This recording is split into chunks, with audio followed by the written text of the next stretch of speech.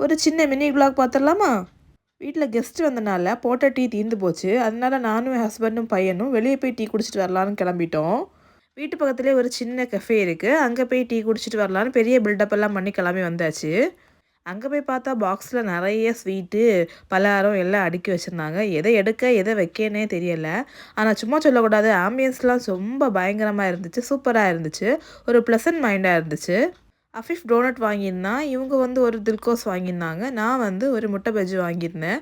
அவங்க டீயும் வாங்கியிருந்தாங்க. நமக்கு அந்த டீலாம் செட் ஆகாது, அதனால கட்டன் சாயா வாங்கியாச்சு.